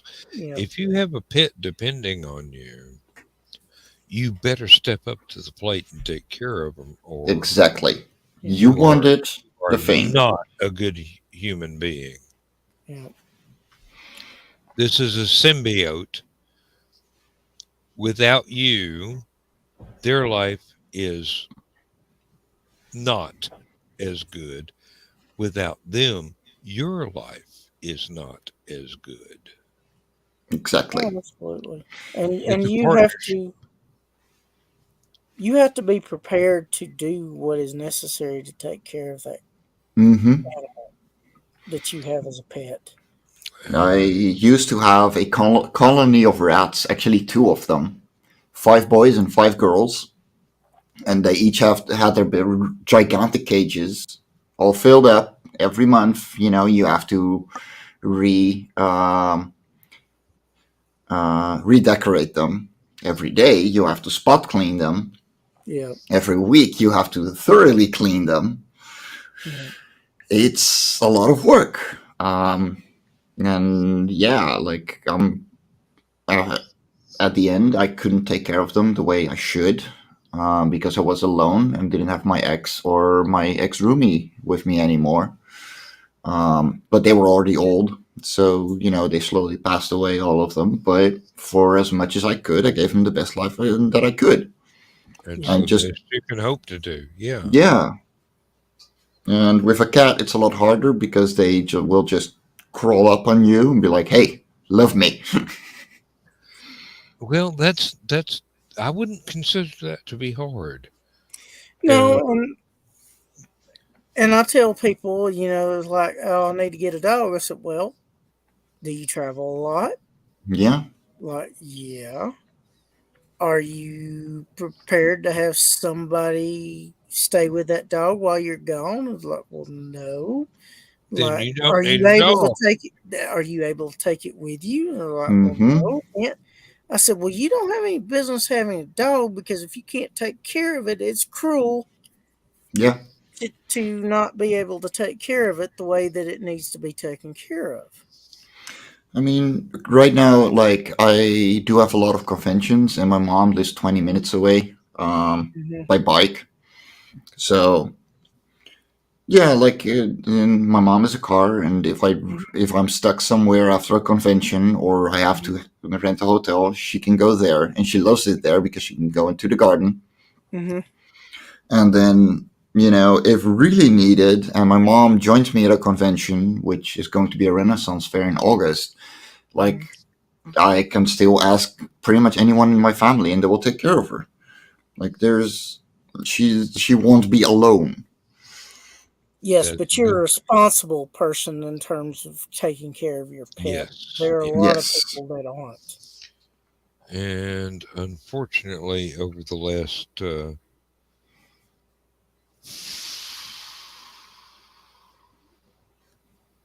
30 years, I have had to.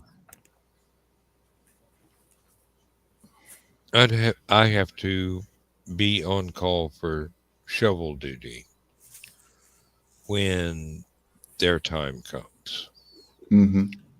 Give them the best life I can for as long as they live, and then that last day, you have to do the final respect. Yep. You've got to get the shovel. You've got to go out and dig a grave and cry your eyes out because they're gone. Mm-hmm. But that is the the final respect. That is the final service. That is the final example of how deep the love went. Yes. That you are willing to do that yourself rather than farm it out to some service.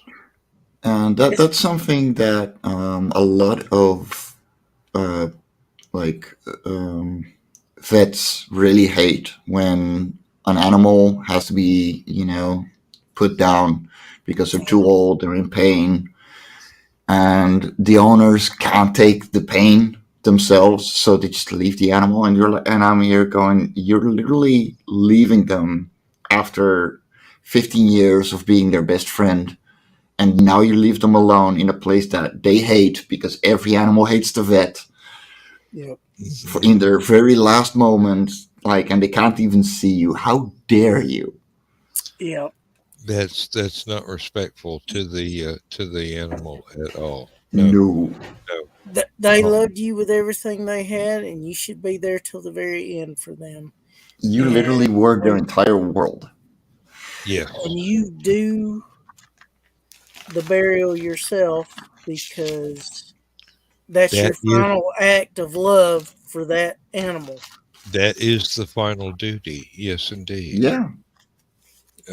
It's one of those things that people that don't own pets seriously Mm-hmm. do not get. It's not a hobby. It is a commitment. It is a marriage. It is a Yeah. relationship. And if you don't treat it as such, then you really are not cut out to have the pet to start with. Yeah. And yeah, um, that's one of those things that I take very, very seriously that I have sadly had to do entirely too many times in my life. And yeah, Mm-hmm. I'm in my mid 60s, so I've had a lot of pets, but Oh yeah. when when I've it got came a time, I dug the hole and I laid them in it and I covered them up and I cried my eyes out the entire time. But Mm-hmm. it was something that I had to do. It was part of the commitment. Yeah. It is.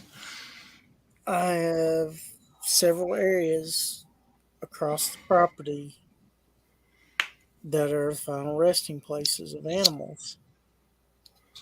Yeah. And if I'm able to, I'm going to have it in writing that if the place ever gets sold, that they can't dig into those areas. They can build over them, Mm. but they cannot dig into them. I mean, that is my final act of love for those creatures. Mm, Yeah. I have been privileged to be able to use ground very close to the shade trees that they love so much. So there's nothing going to be able to be built there unless somebody cuts those trees down. Yeah. Yeah, Well, and that's where and tree I law comes in. and I also have it tried to word it so that any other sales of this property through eternity, those are stipulations of the sales. Hmm. That's Yep. how much I care for those critters, even though they're not with us anymore. You don't dig here unless you're willing to bury another pit right next to the Mm-hmm. ones that are already there. Otherwise, Exactly. if you want a garden, use the greenhouse. Well, the places they are, there's only one of them that they might build a garden on, and they would have to raise the ground up to really make it Hmm. an area worth putting a garden in. That's why I'm glad that my wife and I chose these very, very shaded areas underneath the trees that they enjoyed um, taking naps under, or just enjoyed the shade of, because there's nothing you can do with that without having to cut down the half of the damn forest in the backyard. And Well, basically, my backyard is um, well, it's ground that nobody but me has walked on for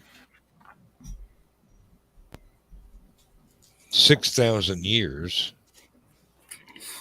You got to go way back to the original inhabitants of this area yeah. before you found anybody that walked on this territory besides me. I Well, mean, the funny thing is, my family used to play in a garden, and we used to have several rows each year of half runners, mhm. and we would take 5-gallon buckets with us when we went to pick them. Well, there was one day,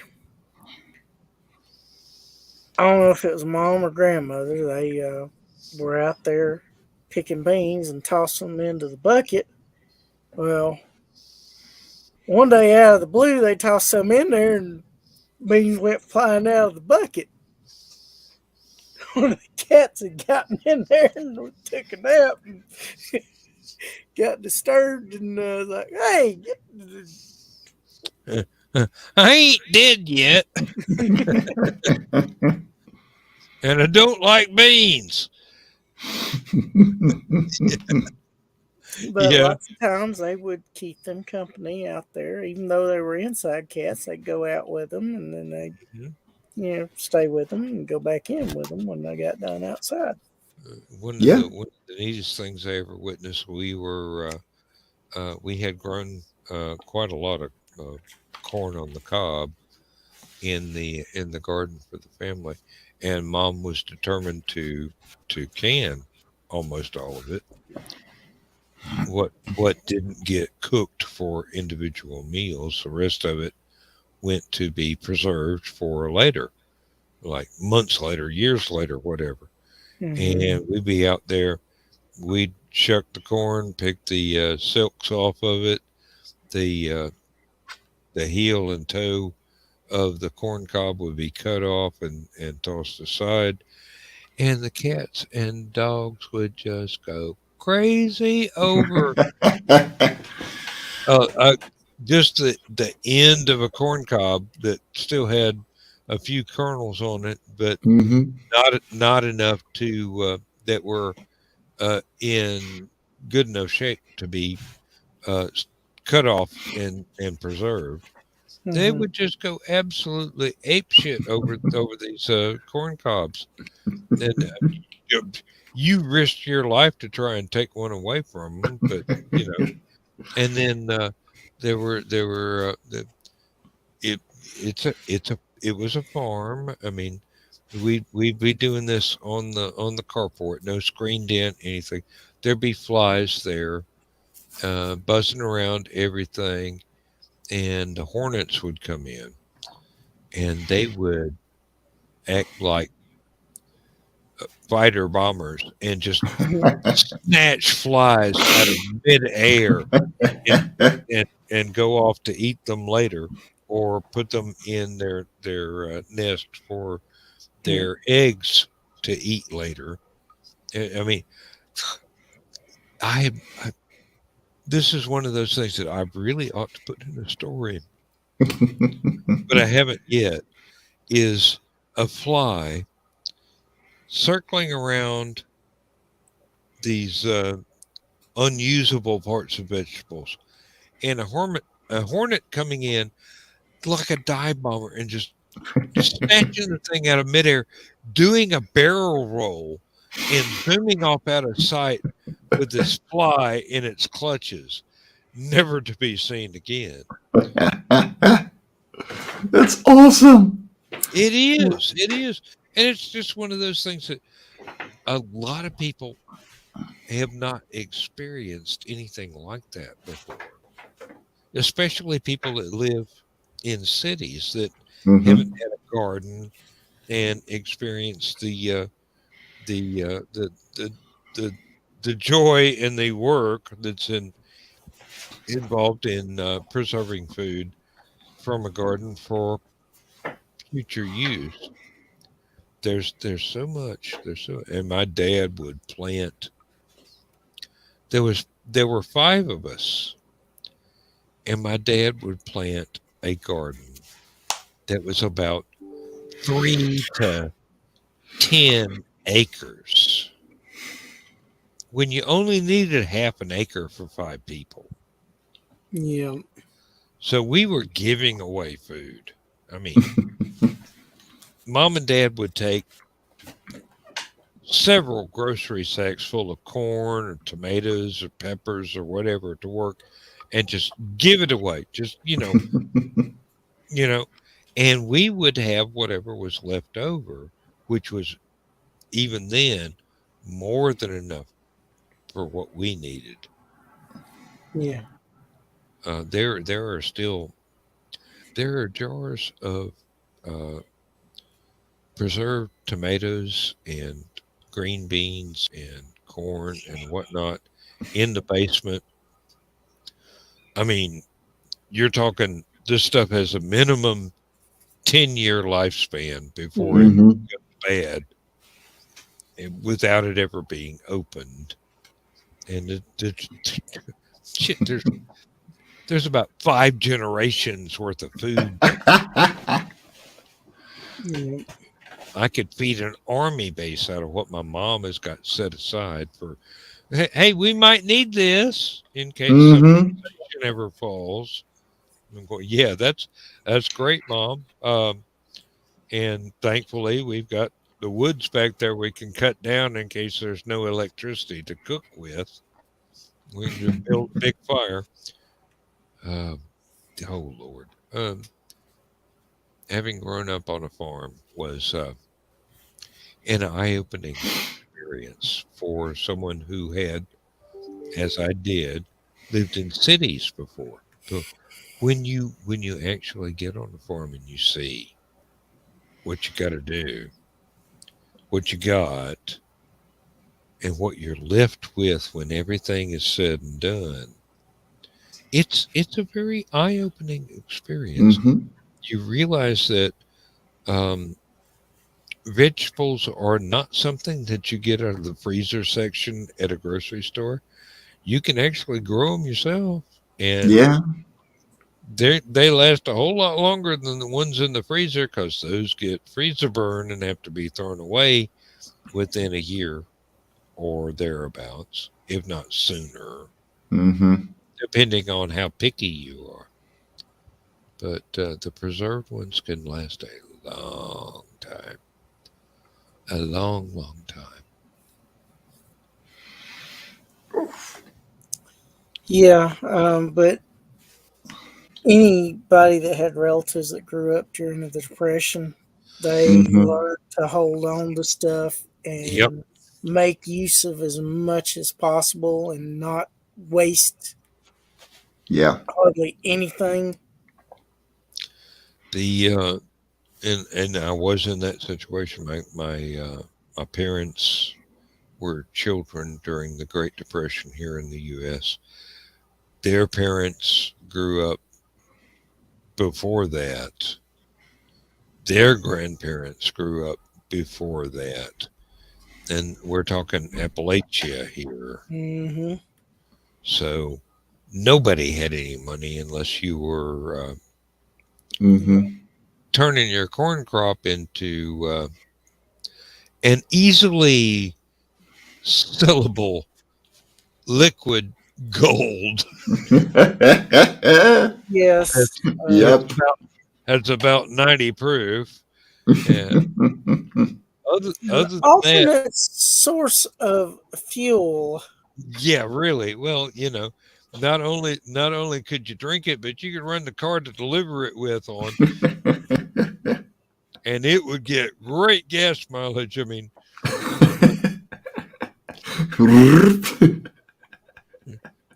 we're talking 100 miles per proof here. Oh dear. Uh-oh. And I thought I was the one that was drinking heavily.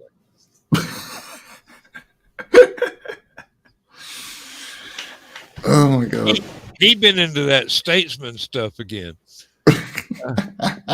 There he is. Oh, in audio, yeah. He's trying to clean himself up so it looks like he didn't fall out of the chair. Actually, the cat tripped him. Yeah, well, that's what happens. I dropped my legs because I was using my laptop and the thing went sliding off.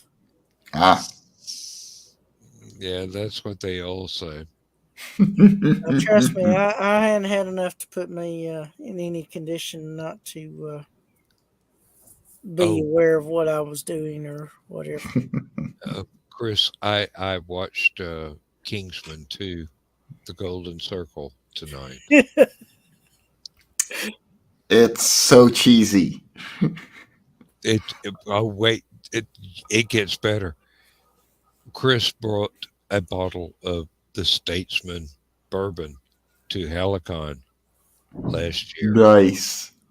And it's worth it just for that. I mean, we went through almost I swear, by the time that one night was over, if he had 2 shot glasses left in that bottle, I'd be really surprised.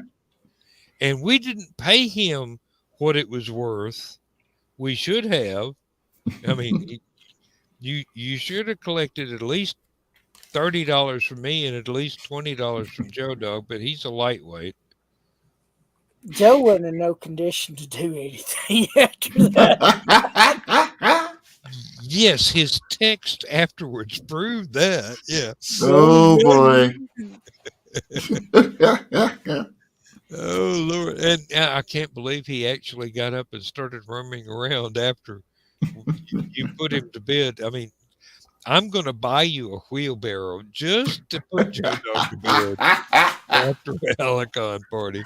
But no, oh boy! I will be bringing 1 bottle of Statesman to Hallowcon just because I want to repay the favor. Well, I appreciate that. And I'll probably be bringing a 2nd bottle for me because, God, that's some good stuff. Oh, Lord. It's the best part of the movie. Oh, yes. That best part of the movie. It was the best part of the weekend, let me tell you. and the second best part of the movie was Elton John calling the redhead a bitch. No. It was Elton John suddenly revealing himself to be a secret Kingsman and doing ninja moves. So yes. on the guards that were supposed to be slapping him down, and he go, uh-uh. Well, I love that I don't movie. I don't wear these stack heels for nothing. You're gonna get one upside the head. the funny part about the first one was that accent or voice that Samuel L. Jackson had in it Oh yeah. was Yeah. completely opposite of the character. Yeah. Yeah. But that also Oh, kind of man. added an element of scariness to it because, like, Hmm. this guy talks like this, but he acts like this. That Yeah. man's Mhm. dangerous and crazy. Oh my god. Yeah. Have you ever seen the movie The Spirit? I may have. A little bit. I've not seen much of it. Samuel L. Jackson is the main villain in that. Hmm. And he's not the same character as in the first Kingsman movie, but he is this incredibly laid back bad guy, just kind of, oh yeah, okay, you want to Hmm. do that? I'm gonna whoop your ass now, that sort of thing. And And there's another movie where he's the bad guy in, where he's, I think it's Mrs. Peregrine's Home for Exceptional Children or something like that. it might be, I've heard of that one, but I haven't seen it. Yeah. It's got Eva Green in it. There's another one with Bruce Willis as the hero in it. I think it's called Glass, Oh, yeah. I've seen where that one. Samuel L. Jackson is a guy in a wheelchair because his bones are incredibly brittle. Hmm. But he's also a supervillain that causes several hundred people to die in a train wreck in order to find one guy who did not get injured in the said train wreck. Huh. And that one guy was going to be his mortal enemy, whether he knew it or not. Because he needed that guy's bones to keep from. Hmm. Hmm. Well, to keep from dying from Yeah. a stubbed toe, basically. Anything Yeah. could kill this guy. Yeah. His bones were that brittle, anything. And this other guy, the one who was the opposite end of the bell curve from being able to be easily injured to not being able to be injured at all. Hmm. Yeah. Okay, I get you. That sounds like Unbreakable. That's it. That's it. Hmm. That's it. Unbreakable. All right. Well, it is 5 minutes after 3 o'clock here. Oh, Yeah. Lord.